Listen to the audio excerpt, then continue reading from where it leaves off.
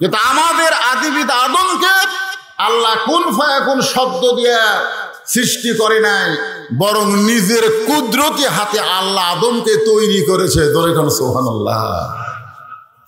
তৈরি করার পরে জায়গা দিলেন কোথায়? এত ভালোবাসে আল্লাহ মানুষকে যে তৈরি করে জায়গা দিলেন জান্নাতে। ধরে কোন কি? জান্নাত। মাশাআল্লাহ। আমাদের বাবা আদমকে আল্লাহ তৈরি করে জান্নাতে জায়গা দিলেন। জান্নাতে যাওয়ার পরে আদম আলাইহিস সালামের ভিতরে একটা ব্যারাম, সে ব্যারামটা হলো খালি ছটফট করে, ছটফট। ব্যারামের নাম কি? একা একা কেন ভালো লাগে না, একটা গান আছে না?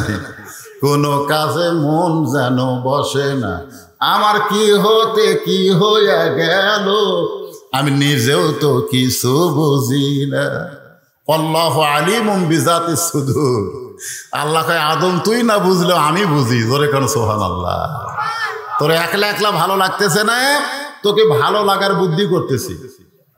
সর্বপ্রথম আল্লাহ তাআলা জান্নাতের মধ্যে আদম আলাইহিস সালামকে ঘুম দিলেন, কারণ জান্নাত ঘুমানোর জায়গা না, জান্নাত শুধুমাত্র নিয়ামতে ভরপুর। জোরে বলেন সুবহানাল্লাহ। ঘুম তো হলো আমাদের হায়াতের একটা নষ্ট সময়। জোরে কোন ঠিক কিনা? আপনি যতক্ষণ ঘুমান ওই সময়টাকে আপনার কাজে লাগে না, কিন্তু ঘুমাতে হবে। নাওমাকুম সুবাতে আল্লাহ বলেছেন ঘুম তোমাদের জন্য শান্তির একটা নিয়ামত। সারাদিন কাজ কাম করে তোমাদের দেহের যে ক্ষতি হয়ে গেল। একবার ওমর ফারুক আল্লাহ রাসূলকে প্রশ্ন করছিল, ইয়া রাসূলুল্লাহ 3 ওয়াক্ত নামাজ খুব তাড়াতাড়ি, কয় ওয়াক্ত? 3 ওয়াক্ত নামাজ, এই আসর মাগরিব এশা, খালি তাড়াতাড়ি, এক নামাজ শেষ না হতে আর এক নামাজ। কিন্তু এশা থেকে ফজর, ফজর থেকে জোহর, এই 2 ওয়াক্ত লম্বা কেন? আল্লাহ রাসূল বললেন ফজর থেকে জোহর লম্বা সময় দেওয়ার কারণ হলো মানুষ দুনিয়াতে চাকরি বাকরি করবে, খেতে খামারে কাজ কাম করবে, ব্যবসা বাণিজ্য করবে, এইগুলো করতে গিয়ে মানুষের দেহের যে ক্ষয় হবে, ফজর এশা থেকে ফজর লম্বা সময় দেওয়ার কারণ হলো ওই সময়ে তারা ঘুম পাড়বে, ওই ক্ষয়গুলো আল্লাহ ঘুমের মধ্যে পুরা করে দিবে। এই জন্যে এশার পরে কোনো গাল গল্প চলবি না। আল্লাহ রাসূল বলেছেন এশার নামাজের পরে তোমরা ঘুমায় যাও। এ কথা হাদিসে আছে না নাই? এশার নামাজের পরে তোমরা ঘুমায় যাও। আজকে না, আজকে আমরা ওয়াজ শুনবো। আজকে ঘুম পারলে হবে তাই? ইল্লা আজকের দিনে আমরা ওয়াজ শুনবো। এখন যেই কথাটা বলতেছে একটু শোনেন। সর্বপ্রথম আল্লাহ তাআলা আদমকে জান্নাতে ঘুম দিলেন। ঘুমে আদম নবী যখন অচেতন, এমন সময় আল্লাহ ডাক্তার হয়ে করলেন অপারেশন। এই জন্য বাংলাদেশে মেজর অপারেশন, বড় অপারেশন করতে গেলে তাকে কি করা লাগে? অজ্ঞান করা লাগে না? হয় ঘুমের মধ্যে থোয়া লাগবে, নয় স্লো ইঞ্জেকশন দিয়ে তাকে অজ্ঞান করতে হবে। তা আদম নবী যখন ঘুমে অচেতন, ওই সময় আল্লাহ করলেন অপারেশন। বাম পাঁজরের বাঁকা হাড় দিয়ে আল্লাহ মা হাওয়াকে সৃষ্টি করলেন। সুবহানাল্লাহ বলে সৃষ্টি করলেন। সৃষ্টি করার সাথে সাথে আদম আলাইহিস সালামের চোখের ঘুম আল্লাহ কাড়া নিলেন, কারণ সবসময় তো ঘুমালে হবে না। ঘুম থেকে চেতন পাওয়ার পরেই ইফটিজিং শুরু হলো। ইফটিজিং আজকে বাংলাদেশে সরকার ইফটিজিং এর বিরুদ্ধে লাগছে। জোরে কর কথা ঠিক কিনা? ইফটিজিং বর্তমান যুবকেরা করতেছে না, আদম নবী করছে। হাওয়াকে দেখার সাথে সাথে 2 হাত বাড়ায় দিচ্ছে। আল্লাহু আলিমুম বিজাতিস সুদূর। আল্লাহ আদমের অন্তরের দিকে তাকায় দেখে আল্লাহর খেয়াল নাই, জান্নাতের খেয়াল নাই, ভিতরে একটাই জিকির হচ্ছে, এটা কি রে? সুন্দর নারী দেখলে পরে আমার দিল দেওয়ানা করে, ওলে ওলে ওলে।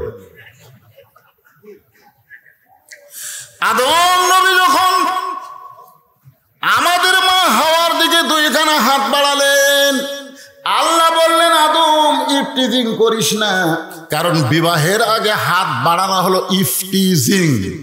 বিবাহের আগে কোনো কিছু করার নাম কি? আমি আল্লাহ তোর সঙ্গে হাওয়ার বিয়ে দিলাম। আদম হাওয়ার যখন বিয়ে হলো, আল্লাহ ঘোষণা করলেন ওয়ালা তাকরাবা হাযিহিশ শাজারাত ফাতাকুনা মিনাজ জালিমিন।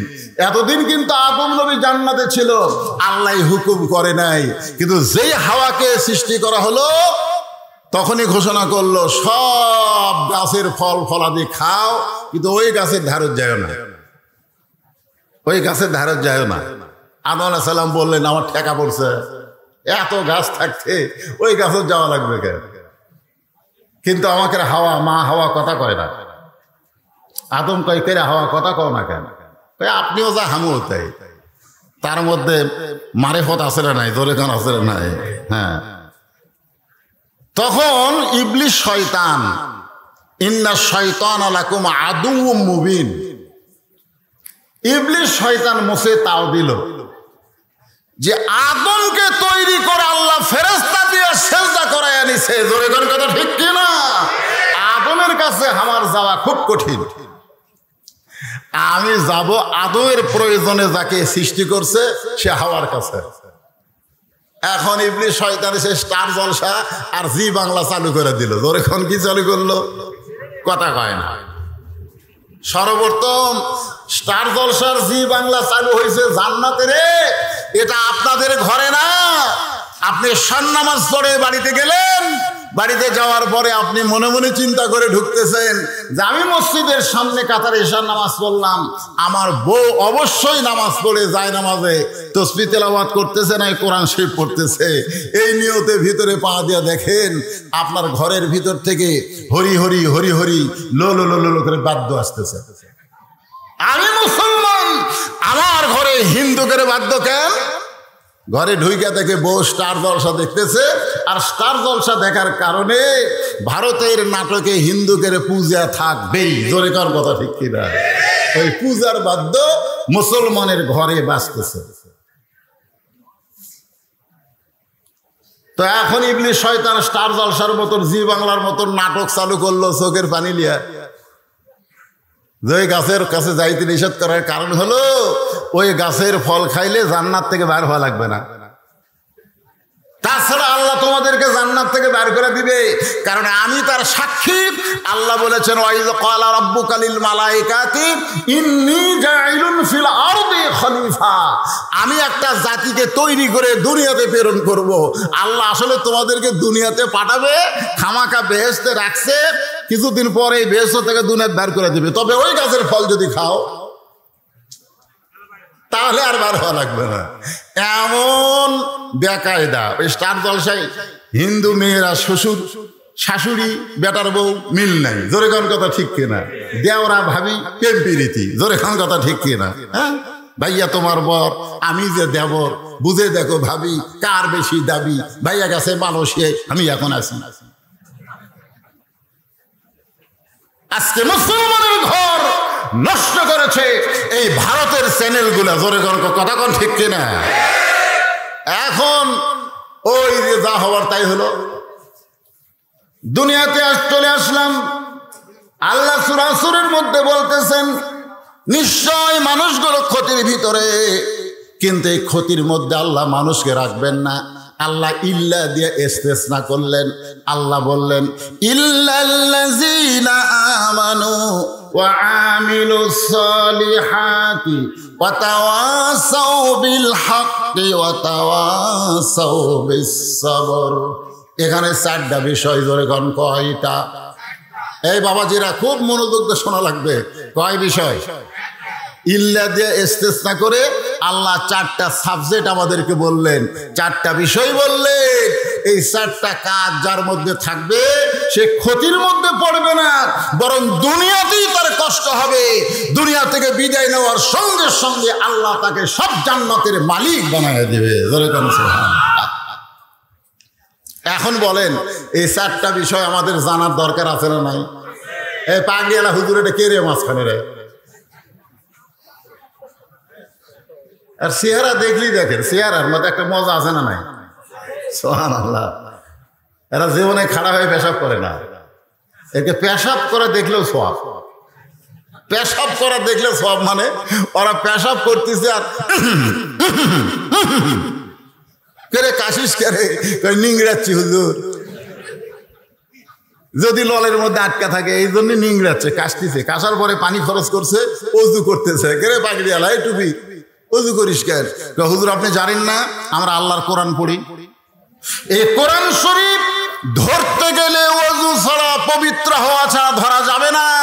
এই ঘোষণা করেছেন আল্লাহ, লা ইয়ামাসসুহু ইল্লাল মুতাহহারুন, স্পর্শই করতে পারবা না যতক্ষণ তুমি পবিত্র না হবা। জোরে কার কথা ঠিক কিনা? বাংলাদেশের এখনো যে যুবকেরা কোরআন শরীফ স্পর্শ করেনি এরা পবিত্র হতে পারেনি। মানুষকে পবিত্র করতে পারে আল্লাহর এই কোরআন, যার কারণে আল্লাহ বলেছেন অনুনাজ্জিলু মিনাল কুরআনি মা হুয়া শিফাউ ওয়া রাহমাতুল লিল মুমিনিন।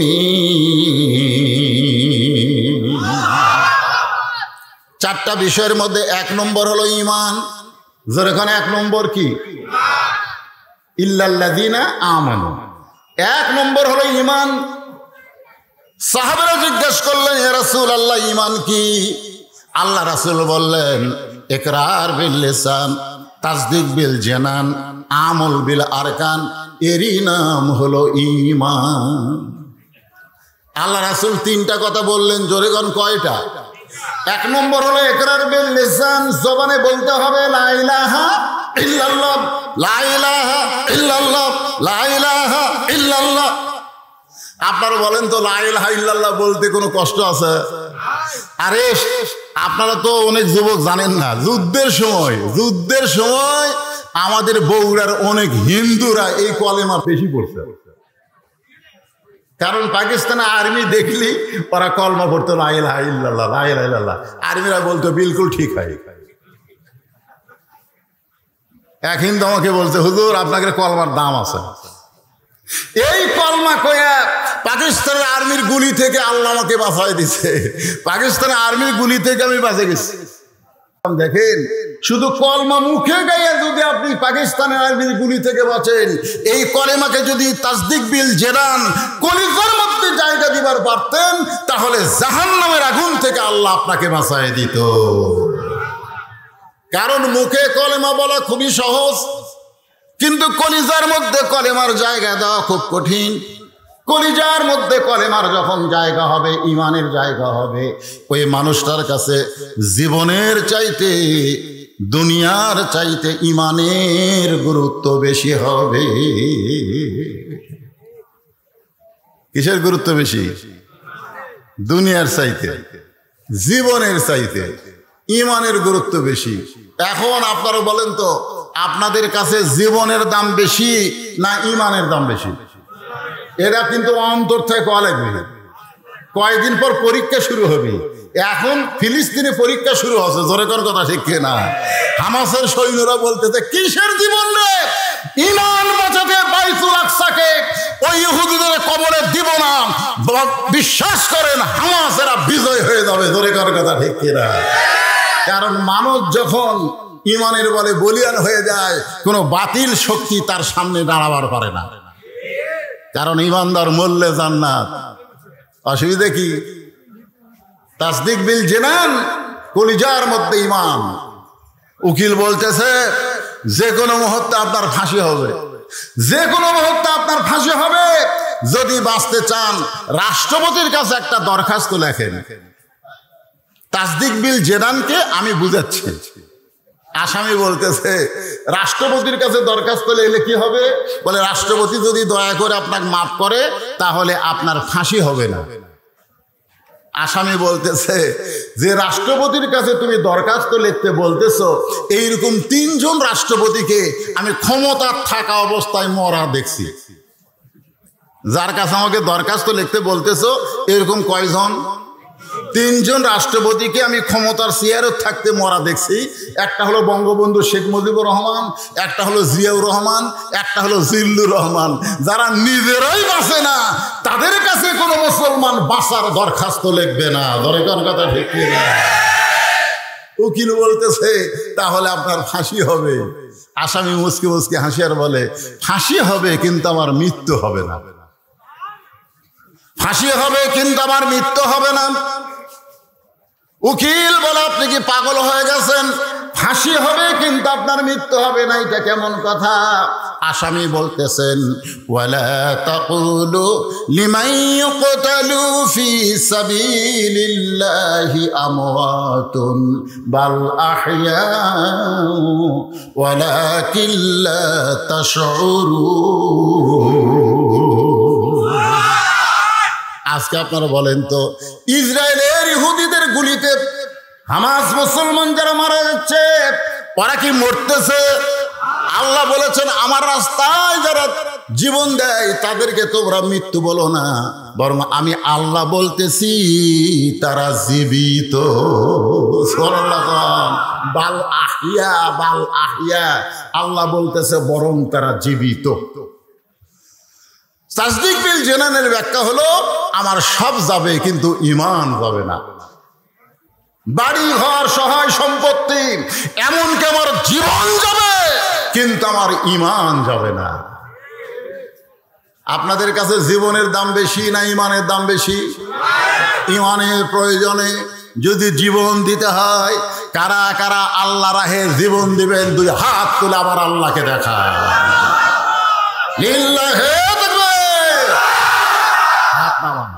নলডাঙ্গার মাহফিল সার্থক তখনই হবে। এরকম মাদ্রাসা করলে, মসজিদ করলে মুসলমানের কোনো সার্থকতা নাই। কারণ মসজিদে সুদারু ঘুষারু আর হালালু একসঙ্গে জামাত করে। জোরে কোন কথা, ঠিক কথা কোন না? হ্যাঁ, মাদ্রাসায় কোরআন পড়ে কিন্তু কোরআন কি বলে এই জিনিসটা তারা জানলেও বলতে পারতেছে না। এই জন্য আজকে এই মাহফিল সার্থক হবে। দরকার হলে ঈমানের প্রয়োজনে আমরা জীবন দিতে রাজি আছি।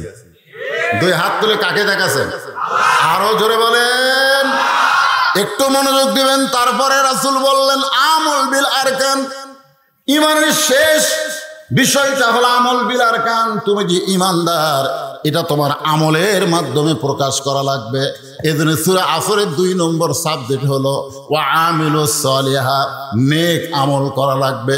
আপনাদের কাছে আমার প্রশ্ন হলো, ঈমান গ্রহণ করার পরে যতগুলো নেক আমল আছে তার মধ্যে 1 নম্বর নেক আমলের নাম কি? দুই একজন কোন কেন? সবাই জোরে বলেন। ঈমান গ্রহণ করার পরে, ঈমান গ্রহণ করার পরে 1 নম্বর নেক আমলের নাম হলো নামাজ। লা সালাতা লা ঈমানা, লা সালাতা লা দীনা। যার নামাজ নাই তার ঈমান নাই, যার নামাজ নাই তার কোনো ধর্মই নাই। বাইনাল আবদি অল কুফরি তরকুস সালাত, বান্দার কাফেরের মধ্যে পৃথক করার জিনিসটার নামই হলো নামাজ। ঠিক কিনা বলেন? আজকে যারা আবার সামনে বসে ঠিক ঠিক বলতেছেন, আপনারা কি সবাই এসে নামাজ পড়ছেন? না না না, হাত তুলবার বলতেছে না, হাত তুলবার কমই। আমার 37 বছর ওয়াজের অভিজ্ঞতা, আমি হাত তুলবার বলবো না। আমরা বহু হাত তুলে দেখছি, জীবন দিব, 2 হাত তুলছে, এইদিকে পুলিশ আছে, বক্তা ছাড়া আর কেউ নাই।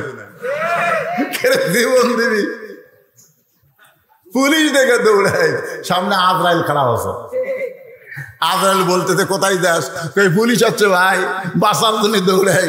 কই দৌড়ানো লাভ নাই, আমি যাচ্ছি। কই তুই খেয়ে? আমি তো আজরাইল।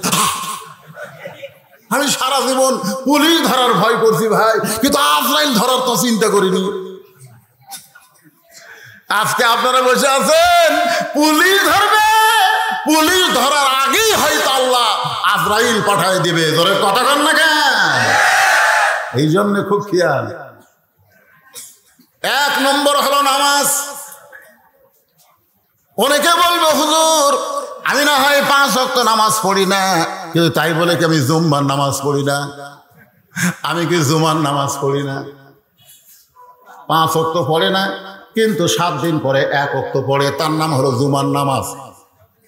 যারা জুমার নামাজ পড়ে মনে করেন তাদেরকে বোঝানোর জন্য বলতেছি, আল্লাহ তাআলা রহমানুর রহিম, লা তাকনাতু মির রাহমাতিল্লাহ।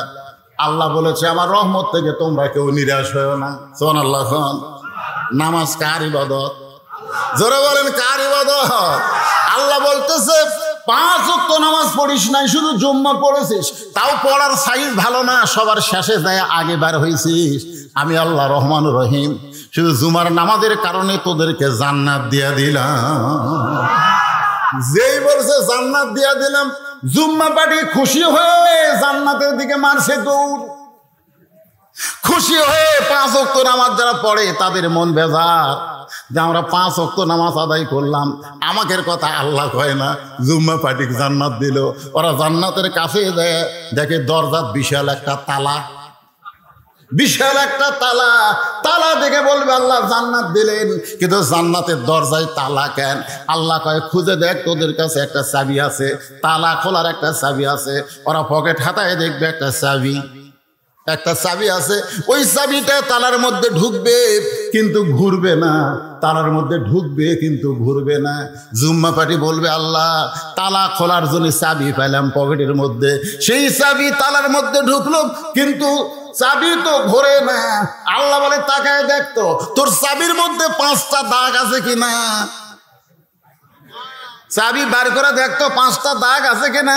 ফজর, জোহর, মাগরিব, এশা, এই 5টা দাগ চাবির মধ্যে যদি থাকে, তালার মধ্যে 5টা দাগের সাথে মিল পড়বে, কুট্টুস করে তালা খুলবে। এখন দেখতো দাগ আছে কিনা, আল্লাহ চাবি আছে কিন্তু দাগ নাই। আল্লাহ বলবে জুম্মা যারা পড়েছো তারা বড় জোর জান্নাত দেখবার পারবা, কিন্তু ভিতরে ঢুকতে কোনোদিন পারবা না। এখন যারা জুম্মা পার্টি আপনারা খুব বেশি তালে জান্নাত দেখবার পাবেন, কিন্তু ভিতরে ঢোকার চান্স নেই। 5 ওয়াক্ত নামাজ যারা পড়বে, বর্তমান সরকার মাদক মুক্ত বাংলাদেশ করতে চায়, ধর্ষণ মুক্ত বাংলাদেশ করতে চায়, চুরি মুক্ত বাংলাদেশ করতে চায়, দুর্নীতি মুক্ত বাংলাদেশ করতে চায়। বহু আইন করেছে, কিন্তু সে আইন দিয়ে কিছুই হয় না। সমস্ত অন্যায় অপকর্ম থেকে যদি আমরা বাঁচতে চাই, আল্লাহ কোরআন শরীফের মধ্যে বলে দিলেন ইন্নাস সালাতা তানহানিল ফাহশাই ওয়াল মুনকার, একমাত্র নামাজই পারে মুমিনকে যাবতীয় অশ্লীলতা পাপাচার থেকে বাঁচায়া দিতে। নামাজ, জোরে বলেন নাম কি? এই নামাজ সম্পর্কে বহু ওয়াজ আছে, আমি ওয়াজ করব। পুরুষের জন্য 1 নম্বর হলো নামাজ। আর পর্দার অন্তরালে বসে যারা ওয়াজ শুনতেছে আমার মা বোনেরা, তাদের জন্য 1 নম্বর কিন্তু নামাজ না, মা বোনদের জন্য 1 নম্বর হলো পর্দা। জোরে কর নাম কি? কথা কয় না কেরে? ওটা বসা করেন কেন? 2-1 জন ওটা বসা করেন কেন? কি বৃষ্টি বৃষ্টি আছে? ও প্রকৃতি আসলেই তাই। পেশাব, এই যে আরেকজন মুরব্বী উঠছে,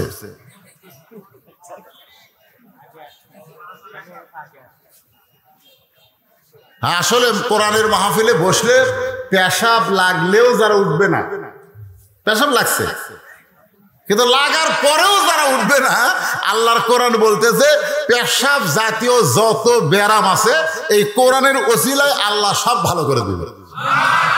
কেন দিবে? অনুনাজ্জিলু মিনাল কোরআনি মা হুয়া শিফা। আল্লাহ বলেছে আমি কোরআনকে নাজিল করেছি মুমিনদের যাবতীয় রোগের শিফা হিসাবে। সুবহানাল্লাহ। সামান্য পেশাব লাগবে আর আপনি আজকে গুরুত্বপূর্ণ সূরা আসরের আলোচনা, ওয়ামিলুস সলিহার মধ্যে পুরুষের জন্য 1 নম্বর হলো নামাজ। ধরে বলেন পুরুষের জন্য 1 নম্বর কি? আর নারীদের জন্য 1 নম্বর কিন্তু নামাজ না। আমার মা বোনেরা যারা পর্দার অন্তরালে আছে, আমি তাদেরকে বলবো নারীদের জন্য 1 নম্বর হলো পর্দা। ধরে কর নাম কি? পর্দা 1 নম্বর। নারীদের পর্দা যদি না থাকে, যতই ইবাদত করুক একটা ইবাদত কবুল হবে না। নামাজ পড়বার গেলেও সব ঢাকা নামাজ পড়া লাগে। ধরে কোন কথা ঠিক কিনা? ঘরের মধ্যেও যদি একটা মেয়ে একা একা নামাজ পড়ে, কেউ নাই, তারপরেও সব কিছু ঢাকিয়া ঢুকে তাকে নামাজ পড়তে হয়। তাহলে নামাজ আগে না পর্দা আগে? জোরে বলেন পর্দা।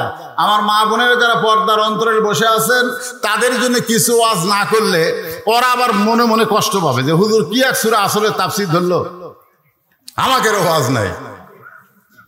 তো মা বোনদের নেক আমলের পর্দার উপর একটু ওয়াজ করি। কি বিরক্ত হচ্ছেন? কতগুলো মেয়ে মানুষ রাসূলের মেয়ে ফাতেমার সঙ্গে দেখা করবে।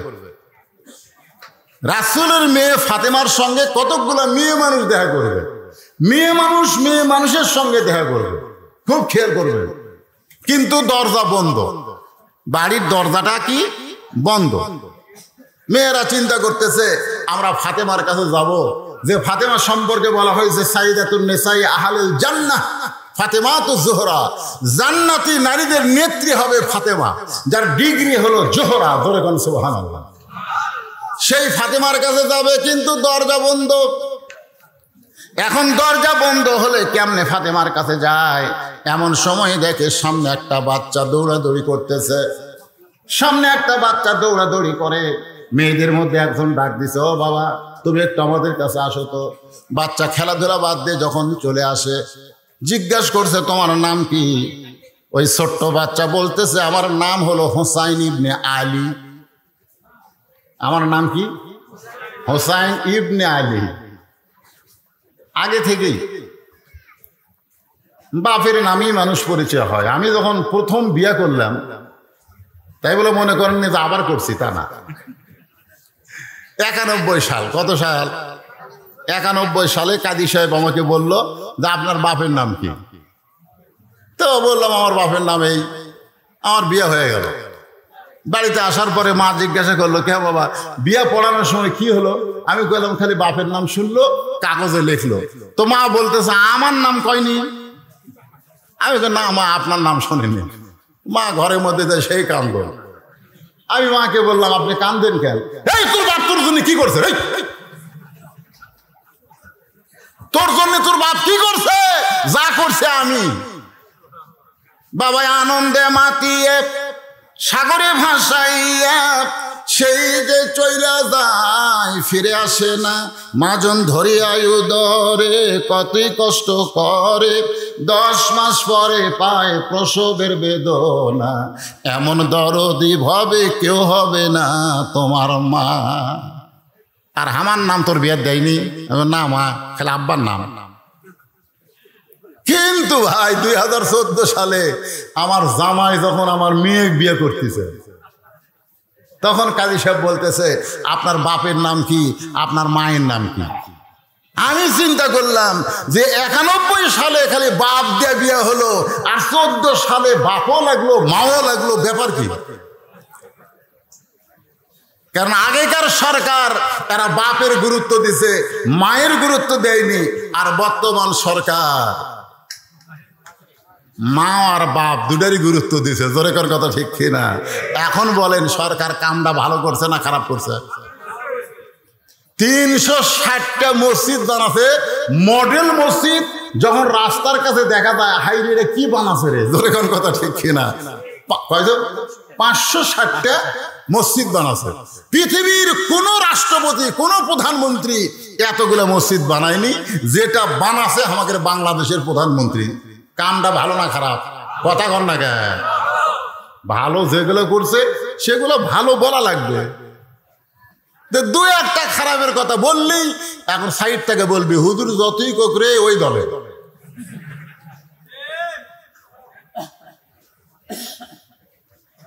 এখন হোসাইন বলতেছে আমার নাম কি? হোসাইন ইবনে কি আলী। ধরে কোন হোসাইন ইবনে। মেয়েরা বিশ্বাস করেছে এইটাই হলো ফাতেমার সন্তান, কারণ ফাতেমা হলো আলীর বউ আর ছেলেটা হলো আলীর সন্তান।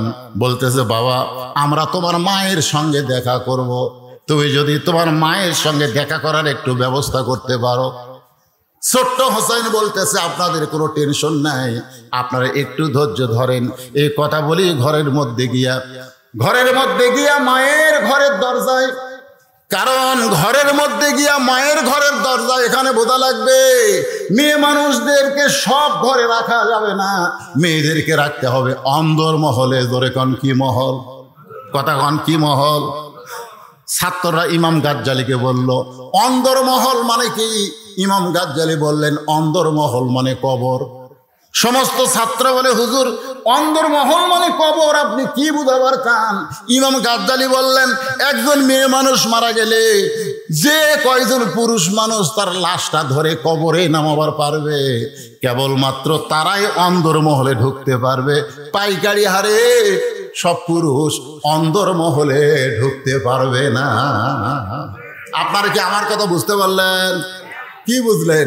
একটা মেয়ে মানুষ মরে গেলে এখন শালি যদি মরে আর দুলাই ভাই যদি কয় আমার আদরের শালি মারা গেছে, আমি লাশটা ধরে একটু কবরে নামাবো, আপনারা কি করবেন? এই কথা কর না কেন? আপনারা ফতুয়া জানেন না? সমস্ত লোক একই কথা বলবো যে শালির লাশ দুলা ভাই স্পর্শ করা হারাম, শালির লাশ দুলা ভাই স্পর্শ করা হারাম। দুলা ভাই সাইডে মুসকে মুসকে হাসে, কে হাসিস কেন? R15 হোন্ডা কিনছে রে। আমি বসে থাকতাম দোপার মধ্যে আর আমার শালি বসতো উপরে উঁচে, হাইড্রোলিক ব্রেক ধরলে শালি আমার চাপা ধরছে। 500 টাকা নেওয়ার জন্য শালি আমার হাত এমন ভাবে চাপা ধরছে, দুলা ভাই টাকা না দিলে হাত ছাড়বো না। জেতা থাকতে যে শালিকে লাড়াছাড়া করলাম, আর মরার পরে হাত দেওয়াই চলবি না। তখন সবাই বলতেছে এই দেশের নাম হলো বাংলাদেশ, এই দেশে জীবিত অবস্থায় মেয়েরা পর্দা না করলেও মরার পরে করে। তোর কোন কথা ঠিক কিনা? এই দেশের নাম কি? জীবিত অবস্থায় পর্দা না করলেও মরার পরে করে। এখন হোসাইন মা যে ঘরে অন্দরমহলে সেই ঘরের দরজায়, ঘর টপকায়া মায়ের ঘরের দরজায় যে ঘরটা টপকায় গেছে, ওই ঘরের মধ্যে হযরত আলী আল্লাহর কোরআন তেলাওয়াত করতেছে। ইন্নামাল মুমিনুনা আল্লাযীনা ইযা যুকিরাল্লাহু ওয়াজিলাত কুলুবুহুম ওয়া ইযা তুলিয়াত আলাইহিম আয়াতুহু যাদাতুহুম ঈমানা ওয়া আলা রাব্বিহিম ইয়াতাওয়াক্কালুন। আপনারা বলেন তো সবচাইতে দামি জিকিরের নাম কি? এই সবচাইতে দামি জিকিরের নাম কি?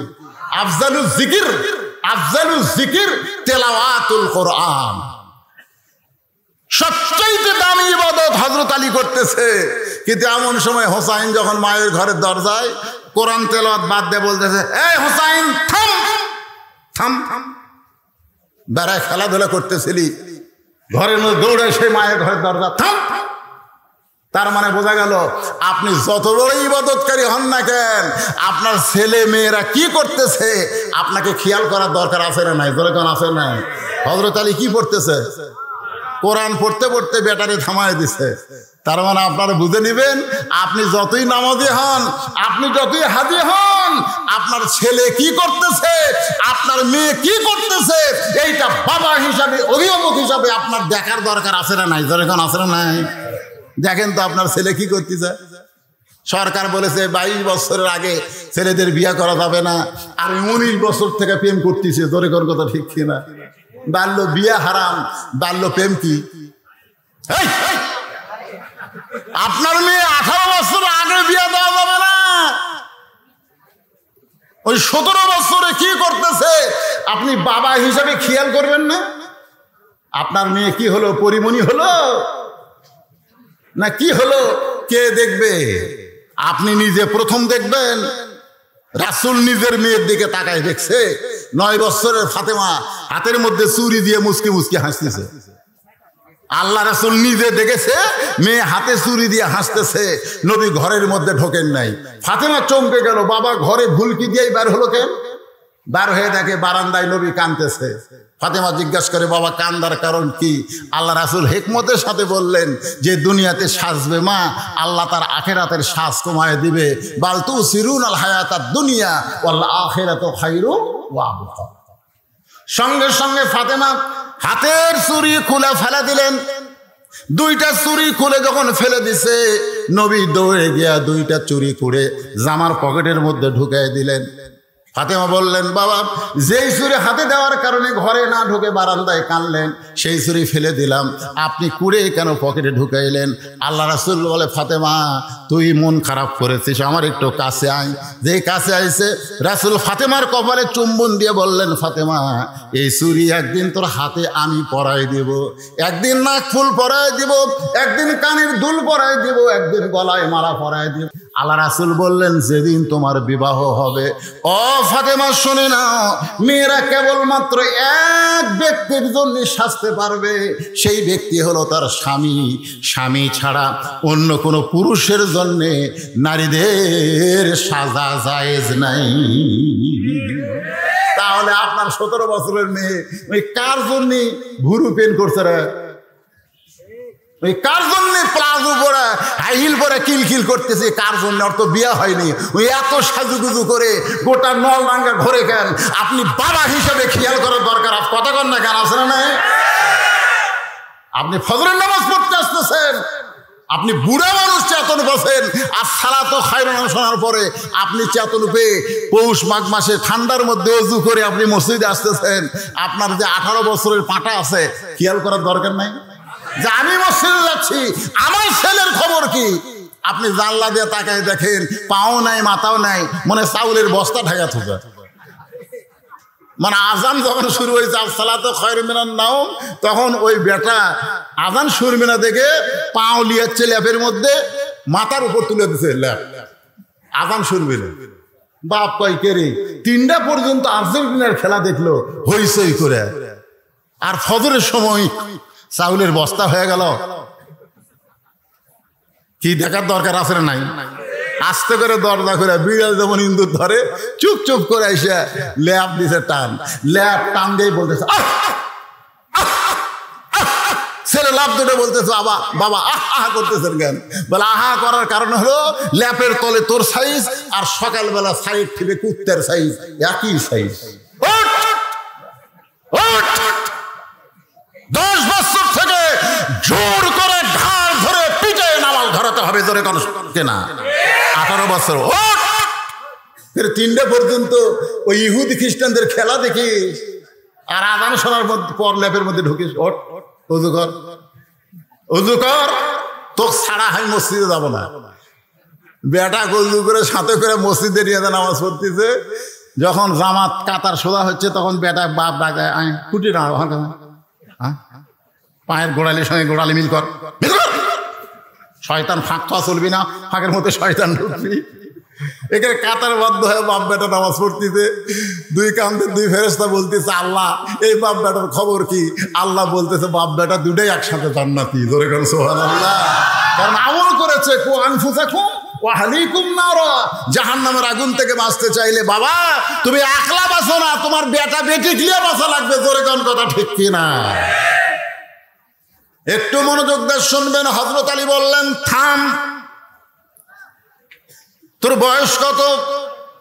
হুসাইন বলতেছে বাবা আমার বয়স কত আপনি ভালো জানেন।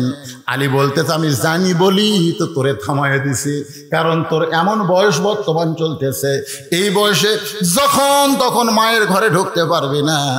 মায়ের ঘরে ঢুকতে গেলে মায়ের অনুমতি লাগবে। আপনারা ফতুয়াটা ভালো করে শুনতেছেন? ছেলে বড় হলে যখন তখন মায়ের ঘরে ঢোকা যাবে না। ঢোকার আগে বলা লাগবে আম্মু আসসালামু আলাইকুম। আসসালামু আলাইকুম মা, আমি একটু ভিতরে ঢুকতে চাই। মা বলবে 1 মিনিট দেরি কর, কাপড় চোপড় ঠিক নাই। জোরে কোন ঠিক কিনা? ছেলে বড় হলে মায়ের হুকুম নেওয়া লাগবে, তারপরে ঘরে ঢোকা লাগবে। আবার মেয়ে যখন বড় হবে বাবার হুকুম নেওয়া লাগবে।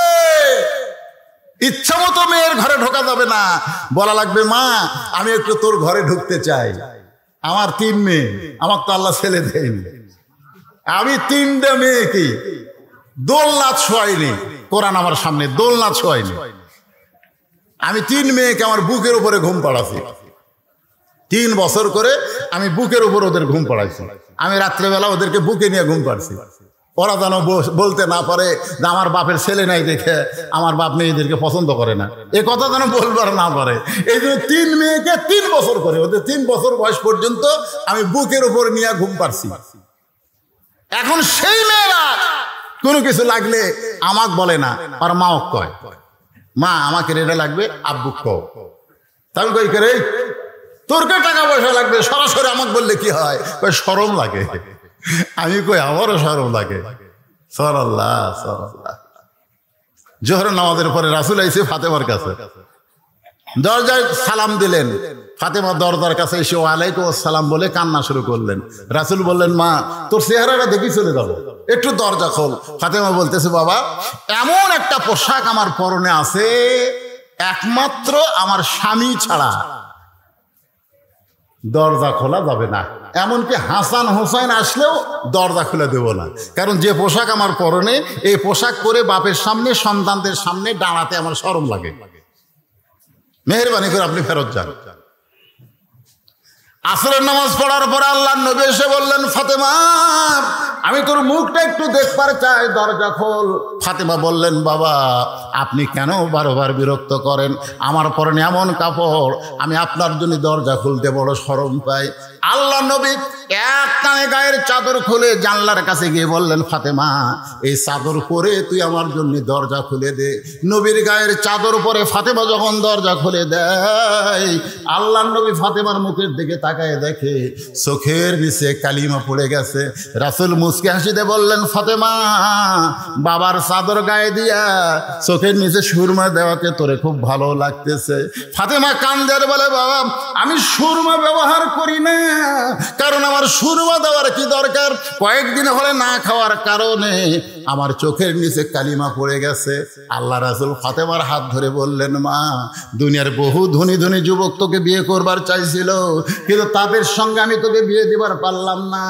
এমন একটা গরিব আলীর সঙ্গে আল্লাহর হুকুমে বিয়ে দিলাম। তোর বড় কষ্ট মা, তোর বড় কষ্ট মা। 33 বার সুবহানাল্লাহ, 33 বার আলহামদুলিল্লাহ, আর 34 বার আল্লাহু আকবার আমল কর। দুনিয়ার কষ্ট হইলেও আল্লাহ তাআলা তোকে জান্নাতে শান্তি দিয়া দিবে। হযরত আলী বললেন, থাম হোসাইন, তোমার এখন বর্তমান যেই বয়স হয়েছে, এই বয়সে তুমি মায়ের দরজায় হঠাৎ। হোসাইন বলতেছে, বাবা কতগুলো মেয়ে মানুষ দরজার দাঁড়িয়ে আছে, তারা আমার মায়ের সঙ্গে দেখা করবে, আমার মায়ের সঙ্গে দেখা করবে, আমার মা মেয়েদের সঙ্গে দেখা করবে কিনা সেইটা অনুমতি নেওয়ার জন্যে আমি দরজা খুলে মায়ের কাছে যাবার চাই। আলী বলতেছে, পাগলা রে, মেয়েরা দেখা করবে অনুমতি নিবি, কিন্তু তুই ঢোকার জন্য যে অনুমতি লাগবে, তুমি ঢুকতেও যে অনুমতি লাগবে, বরং দরকার নাই আমার কাছে আসো। হোসেন যেই বাবার কাছে আইছে, হয়তো তাহলে এরকম দেখেন, আমার দিকে তাকাই দেখেন, এই কোরআন ধর ধর, কোরআন ধর। হোসেন বলতেছে, দেন দেন। আলী কয়, আলহামদুলিল্লাহ আলহামদুলিল্লাহ। 4 বছরের বাচ্চাকে বলতেছে কোরআন ধর, হোসেন বলতেছে দেন।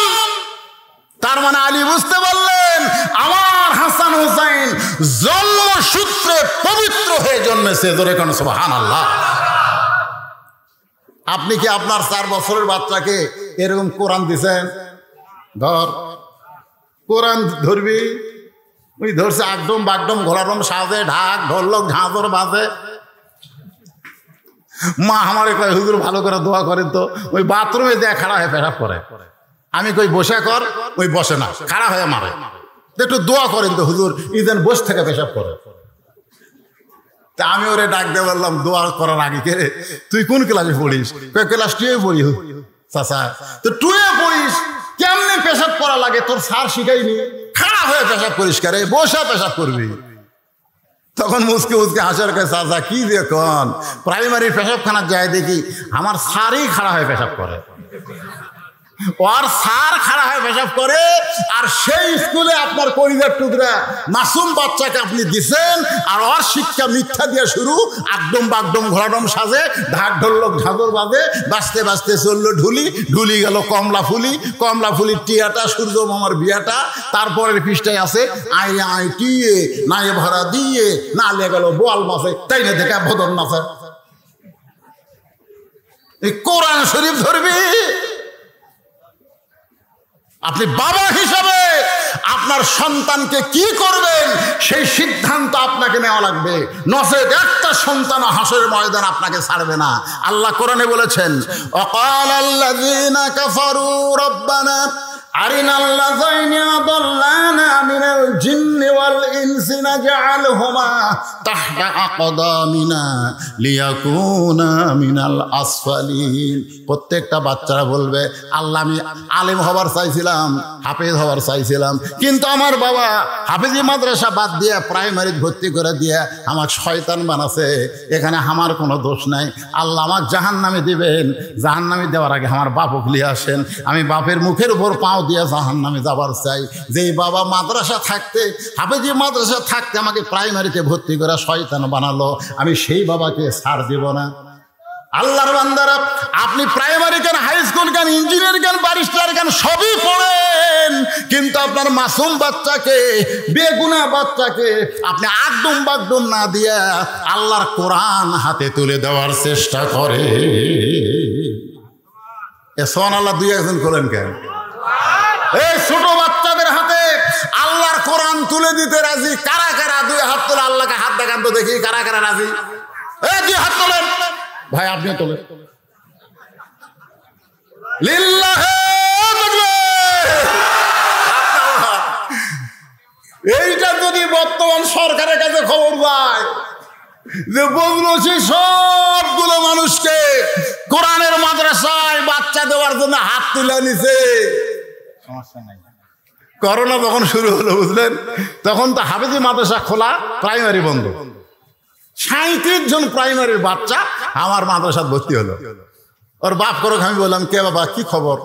হুজুর লেখাপড়ার নাই, প্রাইমারি বন্ধ, খালি দুষ্টামি করে, তা আপনার মাদ্রাসাত ভর্তি করে দিলাম। এভাবে কয়দিন হলো? 37 জন। আমি মসজিদে ছাত্র নিয়ে দোয়া করলাম, আল্লাহ আর 10টা বছর করোনা থাক, আল্লাহ আর 10টা বছর করোনা থাকলে সব প্রাইমারিতে ইন্দুর বিলাই ঢুকবি আর মাদ্রাসা বাচ্চা দিয়ে ভরে দেবি। এখন কথা ঠিক না? আমি এক নেতাকে বলেছিলাম, কে ভাই ছোট বাচ্চা তো হাফেজি মাদ্রাসা তো পড়ে, আবার ছোট বাচ্চা প্রাইমারি তো পড়ে, করোনার ভয়ে প্রাইমারি বন্ধ করে দিলে হাফেজি মাদ্রাসা বন্ধ হয় না কেন? বলে হাফেজি মাদ্রাসা হলো পাক আর প্রাইমারি হলো নাপাক, আর করোনা নাপাকদেরকে বেশি ধরে, এই জন্য হাত ধোয়ার কথা আছে, আছে না নাই? ধরে আছে না? আজকে সেই প্রাইমারির জন্য কোনো টেনশন নাই, কোনো টেনশন নাই। আমার এলাকায় দেখলাম একতলা প্রাইমারি ভেঙ্গে এখন 3 তলা করে দিচ্ছে। হেডমাস্টার খালি মোচর তাও দেয়, মাস গেলে 50,000 টাকা বেতন পায়। আর এই কোরআনের মাদ্রাসা মসজিদের উপরে একতলার উপর আর একতলা করতেছে, খালি ছায়া আছে। আল্লাহ, ফেরেশতাকে আল্লাহ এটা কোন দেশ? যেই দেশে শয়তানি শিক্ষার জন্য সরকার টাকা দিয়ে বিল্ডিং বানিয়ে দেয়, আর তোমার কোরআনের শিক্ষার জন্য ছায়া ছায়া ছায়া ছায়া ভিক্ষে করে করে করা লাগে। এই দেশের নাম কি? আল্লাহ। মানে বাংলাদেশ নিয়ে আল্লাহ বর্তমান বিপদে আছে, বোঝেন না? আসলেই তো তাই দেখাচ্ছে, দেখতেছেন না হুজুর এই মার্কেট এটা আমার, ওই সাইডে আমার মার্কেট, ওটা আমার বড় ভাইয়ের, এই সাইডে যা দেখতেছেন আমার চাচার, পিছন থেকে আমার বাপের। তো সবই যদি তর্কে হয় আল্লাহর, আল্লাহটা দেখবার গেলে 2 মিনিট হাঁটা লাগবে। মসজিদের সামনে যায় বলতে হুজুর এখানেও আল্লাহর কিছু ছিল না, আমার চাচা দয়া করে আল্লাহ 10 শতক দান করছে, আমার চাচা দয়া করে আল্লাহ 10 শতক দান করছে, আর আমরা টাকা দিয়ে আল্লাহ ঘর বানাতেছি। ফেরেশতাকে আল্লাহ এটা কোন দেয়? যে দেশে তোমার কিছুই নেই, ওরা জায়গা দান করে সেখানে টাকা দিয়ে ঘর বানা দেয়। আল্লাহ কয় ওই দেশের নামই বাংলাদেশ রে, ওই দেশে আমি আল্লাহর চাইতে গরিব কেউ নাই, আমি আল্লাহর কোরআনের চাইতে গরিব শিক্ষার একটাও নাই। এখন কথা কন না, কথা কন না। অথচ মুসলমানের বাচ্চা হয়ে কোন শিক্ষা করার আগে আল্লাহর কোরআন শিক্ষা করা দরকার। আর রহমান আল্লামাল কোরআন খলাকাল ইনসান আল্লামাহুল বায়ান। জোরে কোন সুবহানাল্লাহ।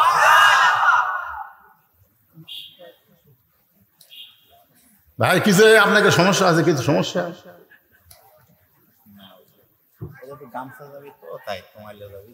ও তো আলা যাবি, তো আলার টাকাতে বিল্ডিং করবি? শোনেন, আমি এমন একটা বক্তা হাতত কোনো ঘড়ি থুই না, যতক্ষণ ফোতার আছে আমি যতক্ষণ ওয়াজ করি। আপনারা জানেন না? তখন আমি কোনোদিন ঘড়ি ধরে ঘন্টা মেরে ওয়াজ করি? আরে আগে 2টা 3টা করতাম, আর আজকে একটাই ওয়াজ। আপনারা বসে থাকবেন, আমি সূরা আসরের তাফসীর শেষ করবো। জোরে করে কথা ঠিক না? ও আমিল সালেহের উপর কেবল ওয়াজ হচ্ছে, এরপরে অতাওয়া সাবিল হকত একটা গরম মার হবে, বুঝলেন? গরম মার, থানা কাছে, থানা কি ধরো, থানা কি থানা কাছে, তারপরে অতাওয়া সাবিল হক, মামুনুল হক, আজিজুল হক। জোরে কোন কথা ঠিক না?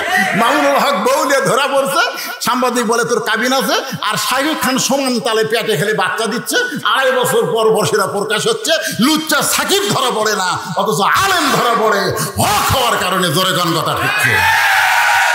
অতাওয়া সাবিল হকের ওয়াজ শুনবেন না আপনারা? সেই মারু। কিন্তু ইনাদের মধ্যে একটা শঙ্কা কাজ করতেছে, যদি মাগরিবের পরে যেরকম ঝরঝর করে আসছিল সেভাবে আবার যদি আসে, তখন তো আর হুজুরের এই ওয়াজ চলবি না, সব ছিঁড়ে ছিঁড়ে দৌড় মারবি।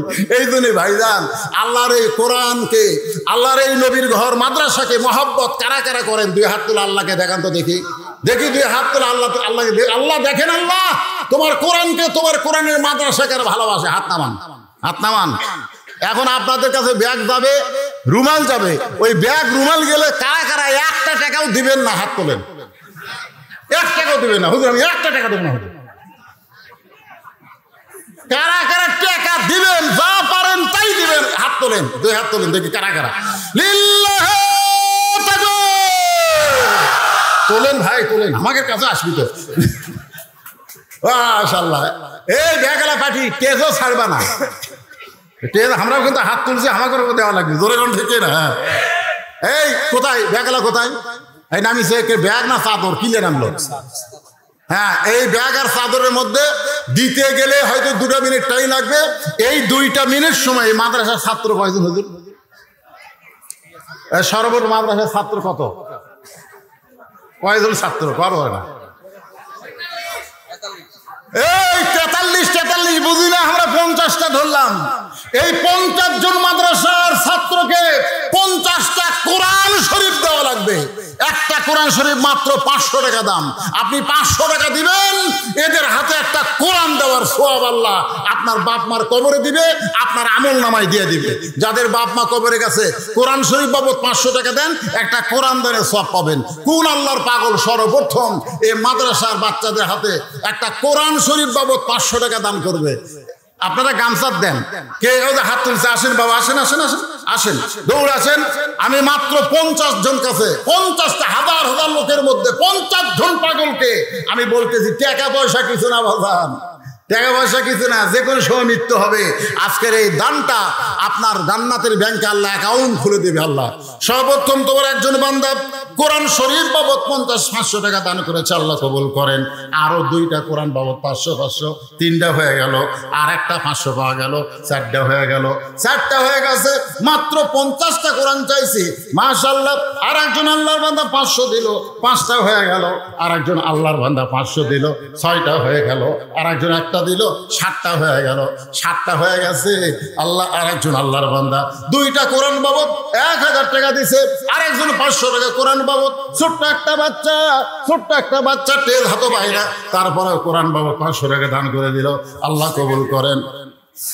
আফসার নওদা ভরত 5000 টাকা দান করেছে, আল্লাহ তার দানকে কবুল করেন।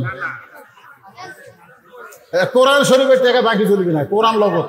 আল্লাহ আর একজন কোরআন বাবদ 500 টাকা দান করছে, আল্লাহ কবুল করেন। আর একজন কোরআন শরীফ বাবদ 500 টাকা। কেউ যাবি না, কেউ যাবি, যে ওয়াজ আছে না শুনে যাবি তো, ও টেনশন করেন না। আর একজন কোরআন শরীফ বাবদ 500 টাকা দেখেন তো ভাই, কয় কোরআন হলো? 50টার বেশি আমি নেবো না। এরা যতই দেখ 50টার বেশি কোরআন নেওয়া যাবে না। আরেকজন কোরআন বাবদ 500 টাকা দান করেছে, আল্লাহ কবুল করেন। আরেকজন কোরআন শরীফ বাবদ 500 টাকা দান করছে, আল্লাহ কবুল করেন। ভাইজান আপনাদের অনুরোধ করে একজনও যাবেন না। কোথায় যাবেন? কোথায় যাবেন? আপনি প্রতি হাত কদমে কদমে কবরের দিকে যাচ্ছেন, কবর মাহফিল ছাড়ে যাচ্ছেন, মৃত্যুর দিকে হাঁটতেছেন, লড়েন চড়েন না। যাবেন কেন? আল্লাহর একজন কোরআন বাবদ 500 টাকা, আর একজন কোরআন বাবদ 500 টাকা, আর একজন কোরআন বাবদ 500 টাকা, আর একজন 2টা কোরআন বাবদ 1100 টাকা দান করছে, আল্লাহ কবুল করেন। আর একজন কোরআন বাবদ 500 টাকা, আর একজন কোরআন বাবদ 500 টাকা। আল্লাহর একজন বান্দা 5000 নগদ, জোরে কোন মারহাবা। আল্লাহ তোমার বান্দা, এরা কিন্তু কোরআন বাবদ না, এটা দান। মহসিন আলী 5,000 টাকা, 3 নম্বর ওয়ার্ড, কি 3 নম্বর ওয়ার্ড কাউন্সিলর 5,000 টাকা দান করছে। আল্লাহ কাউন্সিলর কে একটাই আছে, কে আর নাই। 5,000 টাকা লগদে করছে দান। এটা দান, দান ভিন্ন করেন। আর কোরআন কয়টা হলো? লিল্লাহে তাকবীর। 50 জনের মধ্যে 21 জন হয়ে গেছে। 22 নম্বরে কোন আল্লাহর পাগল 500 টাকা দিবেন, একটা কোরআন দানের সব পাবেন। আমার মা বোনেরা, মা বোনদের কাছে যাবেন, এই মা বোনদের কাছে যাবেন, বাচ্চারা মা বোনদের কাছে যাবেন, ওরা বেশি দান করবে। কোরআন যাবে না, যাবে না, একটু একটু মাথা খারাপ করতেছে। আহারে, আমার 37 বছর ওয়াজের বয়সে পাগলারা এই বোঝে না, মাথা খারাপ করে দিবি না। একটু মাথা টাথা খারাপ করে বেড়ে টেরে ঘুরে আবার বসবি। আপনার কি মনে করতেছেন ওয়াজ না শুনে দেবি? এরা উঠে যাওয়া দেখে মনে করতেছে মাহফিল শেষ হয়ে গেল। আদায়ও করবার কয়, চাদরও দিবার কয়, টাকাও তুলবার কয়, বিল্ডিং আবার করবার চায়, আবার লোকও উঠে যায়। সব দিকে তাকালে হবে। এখন টেবিলের দিকে তাকায় দেখো তো কামটা কি হচ্ছে। লিল্লাহ তাকবীর। দেখেন টাকা ভরে গেল কোরআন শরীফ বাবদ, এটা দান। তো দান হয়ে দিকে আসতেছে। আল্লাহ কোরআন বাবদ 500, কোরআন বাবদ 500, কোরআন বাবদ 500, কোরআন বাবদ 500, কি হারে দান করতেছে আল্লাহ তোমার পাগলেরা। 25 জন 50 জনের মধ্যে 25টা কোরআন বাবদ 500 করে টাকা পাওয়া গেছে। আল্লাহ আর মাত্র 25 জন আল্লাহর বান্দা। এই তোমরা বসো তো, বসো তো, বসো বসো। এই যারা দাঁড়ায় আছেন, এই সুযোগে যারা দাঁড়ায় আছেন তাদের আপনারা বসেন, একটু জিকির করেন। লা ইলাহা ইল্লাল্লাহ, লা ইলাহা ইল্লাল্লাহ, জোরে লা। এর মধ্যে ওর বেলুনকে ছাড়লো রে, এটা কি রে? লা ইলাহা। যারা পিছনে দাঁড়ায় আছেন আপনারা বসেন, এখনই ওয়াজ শুরু হবে, আর আদায় নাই। বসেন, সবাই বসেন, আল্লাহর রাস্তায় বসেন। আল্লাহর রাস্তায় যখন বসতে বলা হয় তখন আর দাঁড়া থাকা ঠিক না। যারা বাইরে গেলেন ভিতরে চলে আসেন। লা ইলাহা ইল্লাল্লাহ, লা ইলাহা ইল্লাল্লাহ, লা ইলাহা ইল্লাল্লাহ মুহাম্মাদুর রাসূলুল্লাহ। সকলে বলি সাল্লাল্লাহু আলাইহি ওয়াসাল্লাম। হযরত আলী হোসেনের হাতে কোরআন দিছে, জোরে কোন কি দিছে? যে বলছে ধর, কি বলছে? কি ধর? হোসেন কি বলতেছে? না না না না না, আমার শরীর নাপাক, আমি পেশাব করে পানি লইনি আব্বা, আমি খাড়া হয়ে পেশাব করছি না, এগুলো একটাও কথা বলে নাই। যেই বলছে ধর, সঙ্গে সঙ্গে হোসেন বলতেছে দেন। হযরত আলী ছেলের হাতে কোরআন শরীফ দিছে। সুবহানাল্লাহ খান।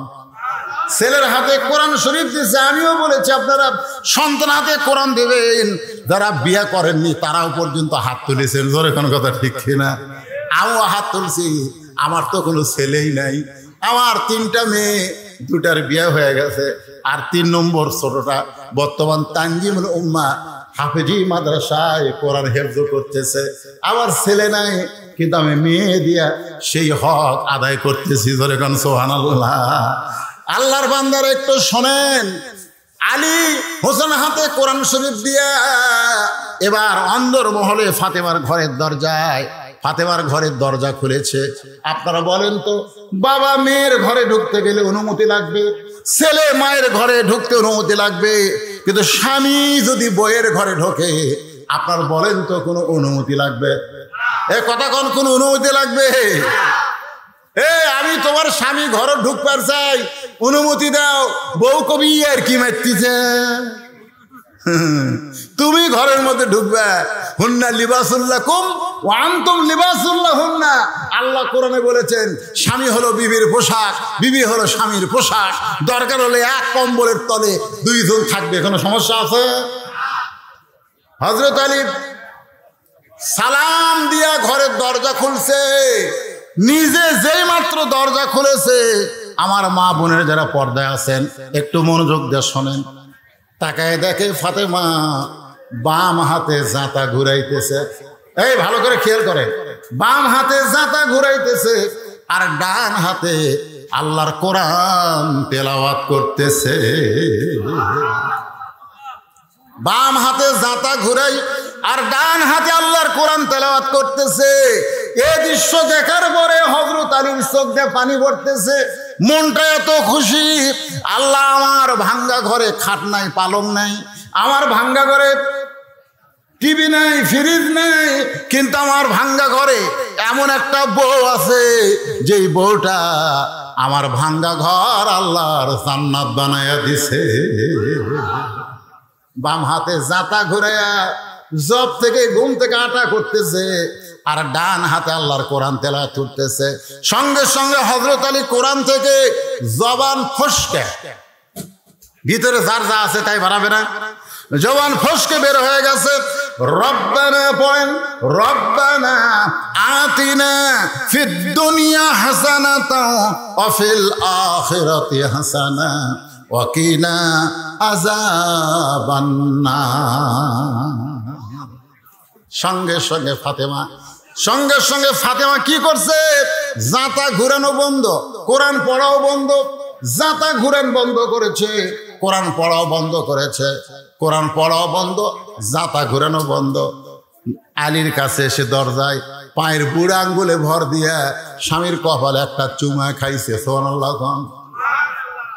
হযরত আলী বলতেছে, ফাতেমা, জাতা ঘুরাচ্ছ, কোরআন তেলাওয়াত করতেছো, আমি দরজা খোলার সঙ্গে সঙ্গে সবকিছু বাদ দিয়া তুমি আমার কপালে চুমা দিলে কেন? ফাতেমা বলে, স্বামী গো, আপনি কি জানেন না আল্লাহর ইসলাম বলতেছে স্বামী যখন ঘরে আসবে বিবির সমস্ত কাম কাজ তখন হারাম হয়ে যাবে।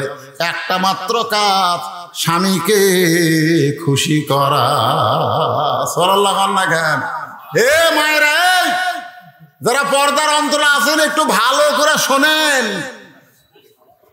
ফাতেমা বলতেছে, স্বামী যখন ঘরে আসবে তখন বইয়ের সমস্ত কাজকাম বন্ধ, সমস্ত কাজকাম বন্ধ করে একটা মাত্র কাম করা লাগবে। সেই কাজটা হলো স্বামীকে খুশি করা। কাকে খুশি করা? আর আমরা বাড়ির যেতে ভয় করি। আমরা বাড়া থাকি, আরামে থাকি, যখনই বাড়ির যাই তখন চিন্তা করি, না জানি কি যুদ্ধ শুরু হয় পরে। কোন কথা ঠিক না? ডাকতেছে আদর করে, বইয়ের নাম হলো রহিমা। রহিমা কথা কয় না, ওগো কলিজার টুকরা রহিমা, কথা কয় না। আমার ময়না পাখি, সোনার টিয়া রহিমা। কি এত ডাকেন কেন? আমার কাম না? আল্লাহর ইসলাম বলতেছে স্বামী যদি ডাকে, তুমি নফল নামাজের মধ্যে থাকলেও নামাজ বাদ দিয়ে স্বামীর ডাকে উত্তর দেওয়া লাগবে। তুমি যদি নফল নামাজের মধ্যেও থাকো, স্বামী ডাকলে নামাজ বাদ দেয়, স্বামীর ডাকের উত্তর দেওয়া লাগবে। শুধু ফরজ ইবাদত যখন করবা তখন স্বামী ডাকলে উত্তর দেওয়া যাবে না। আল্লাহ রাসূল বলেছেন, আল্লাহর পরে কাউকে যদি সেজদা দেওয়ার হুকুম থাকতো তাহলে প্রত্যেকটা বউকে বলতাম স্বামীর কদমে সেজদা করো। এর কথা ঠিক? কিন্তু আল্লাহ ছাড়া কাউকে সেজদা করার হুকুম নাই। এই কথার দ্বারা আল্লাহ রাসূল বুঝাইলেন, মেয়ে মানুষের কাছে এক নম্বর দামি, আল্লাহর পরই হলো তার স্বামী। আপনারা ঠিক কর, এরা যে পর্দার অন্তর থাকে খেপে যাচ্ছে নাকি? মায়েরা গায়িকারে খালি হামাকের বিরুদ্ধে ওয়াজ করতে চায়। মা আপনাদের বিরুদ্ধে না, একটু মনোযোগ দিয়ে শোনেন। সঙ্গে সঙ্গে হযরত আলী ফাতেমার কপালে চুমু দিলেন। এই যে দুইটা ভুরু আছে, এই দুই ভুরুর মাঝখানে একটা চুমু দিলেন। আল্লাহ রাসূল বলেছেন, স্বামী যখন বইয়ের ভুরুর মাঝখানে চুমা দিবে, এই চুমা দেওয়ার সঙ্গে সঙ্গে একটা উমরা হজের সওয়াব আল্লাহ দিয়ে দিবে। সুবহানাল্লাহ, জোরে কর না কেন? উমরা করার জন্য সব পাগলা হয়ে গেছে। উমরা করার জন্য পাগলা। রে পাগলা, 1.5 লাখ টাকা খরচ করে উমরা করছো, আল্লাহ কবুল করতেও পারে নাও পারে, খালি বইয়ের কপালে চুমা দিলি উমরা রে দিছেন। সত্যি করে গন্ধ, যারা প্রেমিক প্রেমিকা এরা দিছে, এরা বিয়ে করেনি, ওরা মারতিছে। কিন্তু যারা বিয়ে করছে এরা চুমা দেয়নি। আজকে শুনে নেন, বাড়িতে যাওয়ার পরে বউ যখন দরজা খুলবে সাথে সাথে কপালে একটা চুমা দিবেন। মায়েরা কেবল বলতেছে, হুজুর এইবার আসল ওয়াজ করলো। কিন্তু অনেক মায়েরা বলতেছে, না রে, ওয়াজ তো করলো, কিন্তু আমার স্বামী যে বিড়ি খায় ওই কপাল চুমা দেবার গেলে ওর মুখের গন্ধে তো আমার বমি হবে। জোরে কোন কথা ঠিক কিনা?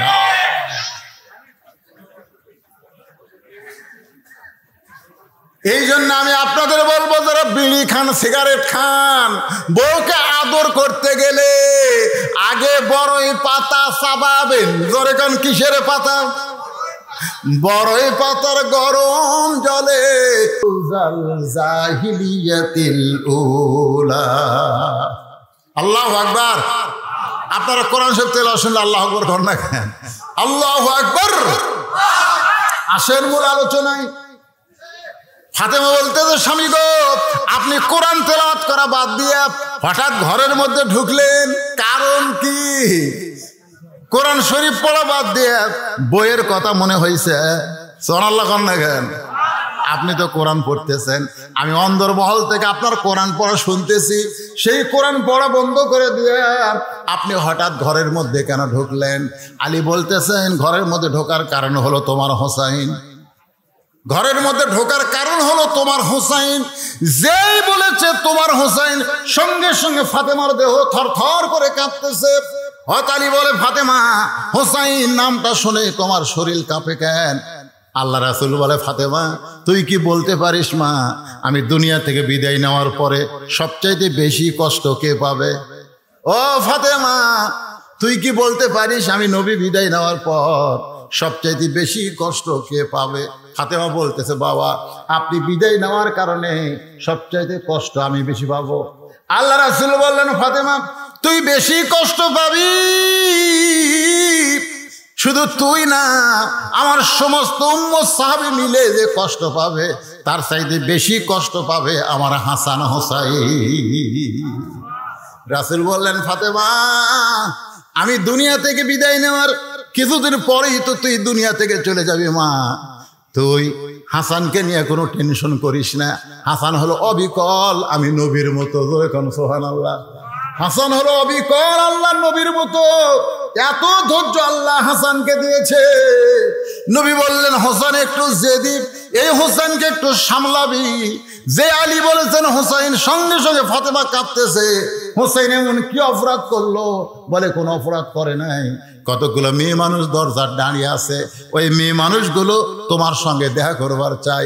হোসাইন দৌড়ে এসে দরজা খোলে, তোমার কাছ থেকে দরজা খোলার অনুমতি নিবে, কিন্তু আমি হোসাইনকে আটকায় দিয়ে, হোসেনের হাতে কোরআন শরীফ দিয়ে এখন আমি নিজে তোমার ঘরের মধ্যে ঢুকেছি। ফাতেমা আল্লাহর শুকরিয়া আদায় করে বলতেছে, ওই বাবা মাই হলো সবচাইতে বড় ভাগ্যবান, যার মাসুম বাচ্চার হাতে থাকবে আল্লাহর কোরআন। দেখেন না, সুবহানাল্লাহ।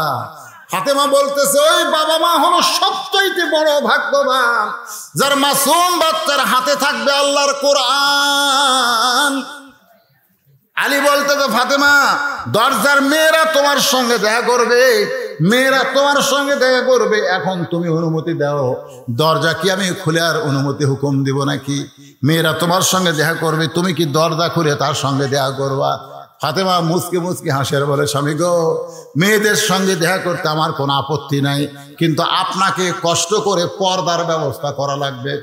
মেয়েদের সঙ্গে আমার দেখা করতে কোনো আপত্তি, জোরে কোনো আপত্তি, কিন্তু আপনাকে কষ্ট করে পর্দার ব্যবস্থা করা লাগবে। হযরত আলী মুচকি মুচকি হাসের বলে, ফাতেমা, মেয়েরা মেয়ের সঙ্গে দেখা করতে পর্দা লাগে না। ফাতেমা বলতেছে, আপনি জ্ঞানের সম্রাট হবার বলেন, কিন্তু পর্দা বিষয়ে আমার চাইতে আপনি কম জানেন। আপনি জ্ঞানের সম্রাট, আলী কিন্তু জ্ঞানের সম্রাট। ধরে গেল কিসের সম্রাট? বীরের সম্রাট। বীরের সম্রাট, জ্ঞানের সম্রাট, সব দিক দিয়ে আলী হচ্ছেন গোল্ডেন এ প্লাস। সন্তান দুইটা, জান্নাতি যুবকদের সর্দার, বউ একটা, জান্নাতি নারীদের নেত্রী। আসাদুল্লাহিল গালিব, বিশাল ডিগ্রি, কাররামাল্লাহু ওয়াজহু। যে দিকে যাবেন আলীকে আল্লাহ গোল্ডেন এ প্লাস দান করেছে। সুবহানাল্লাহ কোন? ফাতেমা বলে, স্বামী গো, আপনি হলেন জ্ঞানের সম্রাট, আপনি বেশি জানেন, কিন্তু পর্দা বিষয়ে আমার চাইতে আপনি কম জানেন। আলী বলতে, ফাতেমা, তাহলে পর্দা বিষয়ে তুই আমার চাইতে কি বেশি জানো? আমার মায়ের একটু মনোযোগ দিয়ে শোনেন। ফাতেমা বলে, স্বামী গো, যে কয়টা মেয়ে দরজায় দাঁড়িয়ে আছে আপনি কি তাদের চেনেন? মারাত্মক প্রশ্ন করছে, কিন্তু আপনার প্রশ্নটা খেয়াল করেননি। ফাতেমা হযরত আলীকে বলতেছে, যে কয়টা মেয়ে দরজায় দাঁড়িয়ে আছে আপনি কি তাদের চেনেন? আপনারা বলেন তো, এই প্রশ্নের মধ্যে মান নাই? আমি ধরা গেছি একদিন, আমার বউকে বলতেছে, আমার চাচাতো ভাই বিয়ে করছে, আমার চাচাতো ভাই আপন চাচার ছেলে, চাচাতো ভাই বিয়ে করছে, বউটা খুব সুন্দরী, আর বউকে বলতেছি বউটা ভালোই সুন্দরী। আমার বউ বলতেছে, আপনি কবে থেকে লুচ্চা হলেন? আমি কইলাম, এখানে লুচ্চার কি? বলে, একজন আলেম মানুষ, আপনার চাচাতো ভাইয়ের বউ সুন্দরী, আপনি দেখলেন কেমনে? আল্লাহ কোরআনে বলেছে, কুল্লিল মুমিনিনা ইয়াগুদ্দু মিন আবসারিহিম, যারা মুমিন হবে তাদের নজর নিচের দিকে থাকবে। আপনি নিজের বউ দেখা বাদ দিয়ে ভাইয়ের বউ দেখেন কেন? মারাত্মক কথা না? তো এখন ফাতেমা বলতেছে, যে কয়টা মেয়ে দরজায় দাঁড়িয়ে আছে আপনি কি তাদের জানেন? এটা যদি বলতো তাহলে তেমন কঠিন প্রশ্ন হতো না। প্রশ্ন করেছে, আপনি কি তাদের চেনেন? আলী চোখের পানি বের করে বলে, ফাতেমা, এই দুনিয়াতে একজন মেয়েকে আমি মাত্র চিনি, সে হলো আমার হাসান হোসাইনের মা। ফাতেমা বলে, তাহলে যে কয়টা মেয়ে আমার সঙ্গে দেখা করবে তাদের মধ্যে একজন যদি বেপরদা নারী থাকে, মনে করেন সব মেয়েরা, যে কয়টা মেয়ে আছে দরজা, ফাতেমার সাথে দেখা করে সবাই পর্দা নিশি, কিন্তু একটা যদি বেপরদা থাকে, কয়টা? বেপরদা নারী যারা শয়তানের যানবাহন তারা। আমি যে বলবো বেপরদা নারী যারা, আপনারা বলবেন শয়তানের যানবাহন তারা। বলতে পারবেন না ভাইজান? আপনাকে এই নলডাঙ্গার মধ্যে শয়তান আসে নারীর মাধ্যমে। ধরে খান, কার মাধ্যমে? জান্নাতে শয়তান ঢুকছে কার মাধ্যমে? নারীর মাধ্যমে। বেপরদা, ওই গাছের দিকে যাওয়ার কি দরকার? পর্দা হলো ওই গাছ ছাড়িয়ে থাকা লাগবে, আর বেপরদা হলো গাছের দিকে তাকার লাগবে। কথাটা বুঝলেন না? তো এখন বেপরদা নারী যারা শয়তানের যানবাহন তারা।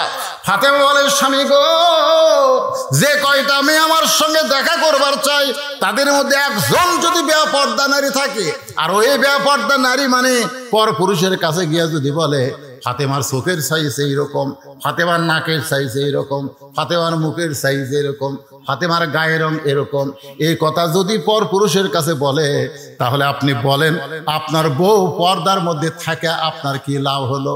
কারণ মারা শোনেন, ফাতেমা হল একজন পর্দানিশী নারী, এমন পর্দানিশী সবসময় আল্লাহকে বলতো, আল্লাহ পর্দার মধ্যে আমার মৃত্যু দিও।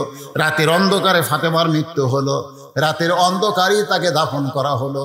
হযরত আলী দাফন করার পরে আল্লাহকে বলতেছে, আল্লাহ দুনিয়ার জীবনে কিছুই করতে পারি নাই, তোমার নবীর কলিজার টুকরা ফাতেমাকে আমি তেমন সুখ শান্তি দিবার পারি নাই, আল্লাহ ফাতেমারে কবুল করো। এই কথা বলে তাকায় দেখে সামনে কয়েকটা পুরাতন কবর। এই মাত্র ফাতেমাকে কবর দিল, সেই কবর আর নাই, খালি পুরাতন কবর দেখা যায়। আলী চিৎকার করে বলে, ফাতেমার কবর, ফাতেমার কবর। কে জানো বলতেছে, আলী ফাতেমা পর্দানিশী, আমি আল্লাহ জোহরা ডিগ্রি দিয়া ফাতেমার কবরটাকেও কিয়ামত পর্যন্ত পর্দা করে দিয়েছি। আমার মায়েরা যারা পর্দার অন্তরালে বসে আছেন, পুরুষের জন্য 1 নম্বর হলো নামাজ, আর নারীদের জন্য 1 নম্বর হলো পর্দা। ও আমিলুস সলিহার পরে 3 নম্বর বিষয় হলো ওয়াতাওয়াসাউ বিল হক। ওয়াতাওয়াসাউ বিল হক, হক কথা বলতে হবে, হক পথে চলতে হবে। হকের পথে যখন আপনি চলবেন তখন আল্লাহ আপনাকে নানা ধরনের পরীক্ষা করবে। আল্লাহ বলেছেন, ওয়ালা নাবলুওয়ান্নাকুম বিশাইয়্যিম মিনাল খাউফি ওয়াল জুই ওয়া নাকসিম মিনাল আমওয়ালি ওয়াল আনফুসি ওয়াস সামারাতি ওয়া বাশশিরিস সাবিরিন। হক হক বোঝেন, এটা একটা যুক্তি দিয়ে বোঝায়, এটা কোরআন হাদিস না, একটা যুক্তি, একটা যুক্তি, বোঝেন না? অনেক সময় যুক্তি দেয় না মানুষ, তো একটা যুক্তি দিচ্ছি। হাজার হাজার মানুষ এক জায়গায় বসে আছে, বসে তাকে খাওয়া দাওয়া করতেছে। কি করতেছে? খাওয়া দাওয়া করতেছে।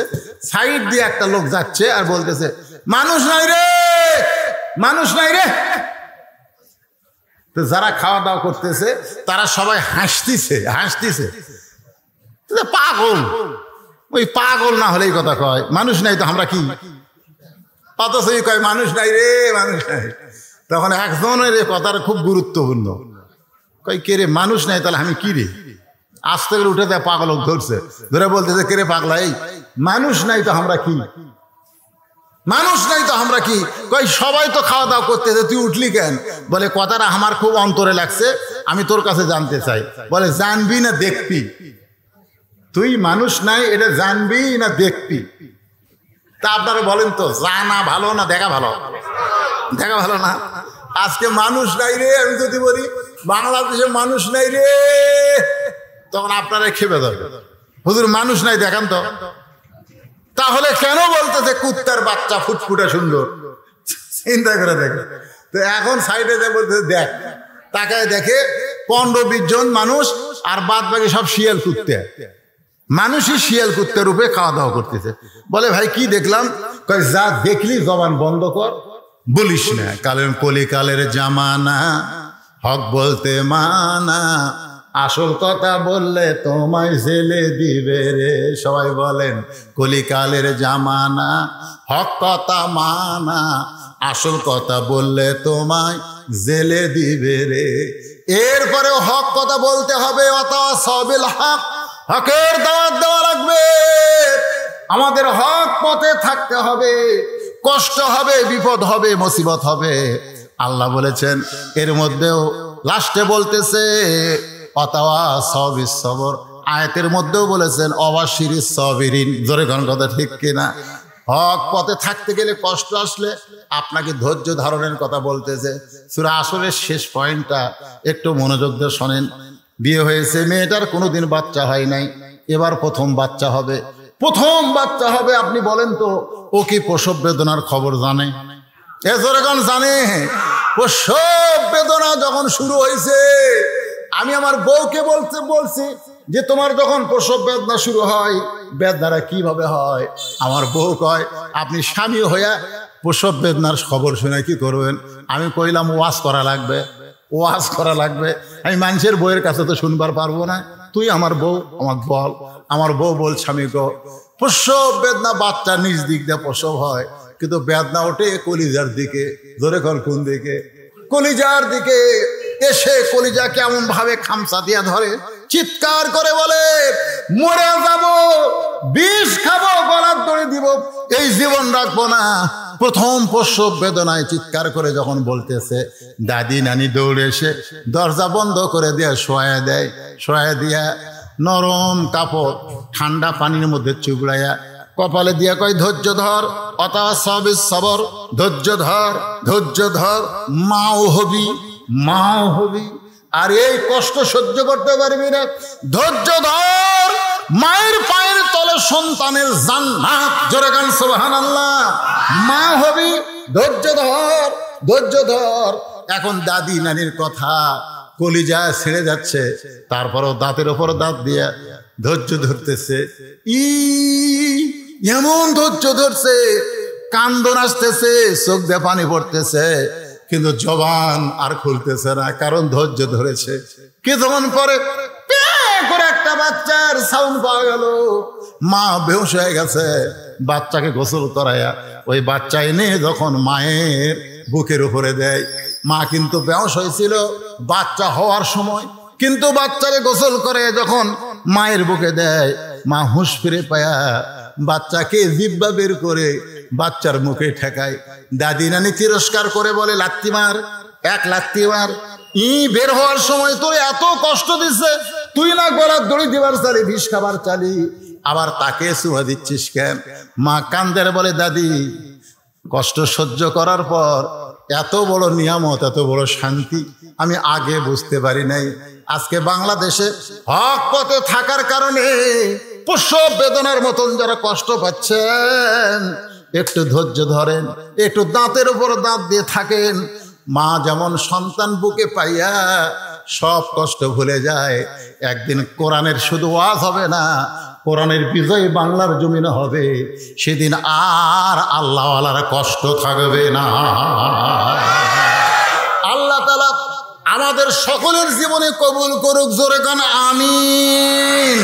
সূরা আসরের মধ্যে 4টি বিষয় সংক্ষেপে আপনাদের সামনে আলোচনা করলাম।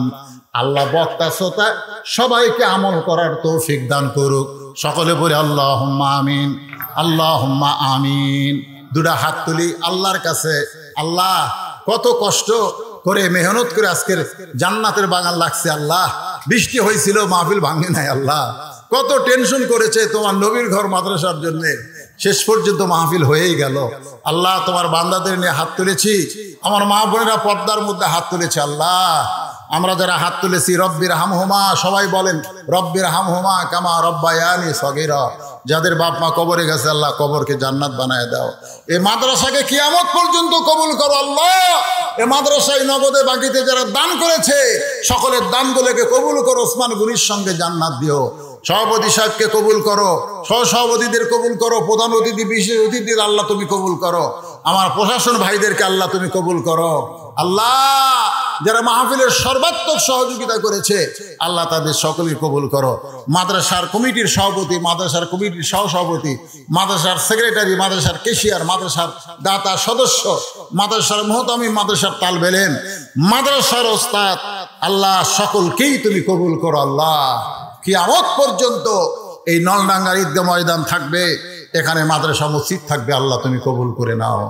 সুবহান রাব্বিকা রব্বিল ইজ্জাতি আম্মা ইয়াসিফুন ওয়া সালামুন আলাল মুরসালিন আলহামদুলিল্লাহি রাব্বিল আলামিন। আসসালামু আলাইকুম ওয়া রাহমাতুল্লাহি ওয়া বারাকাতুহু। একটা বাকি আছে, দেখেন কোরআন একটা বাকি, বাকিটা লিখে রাখি।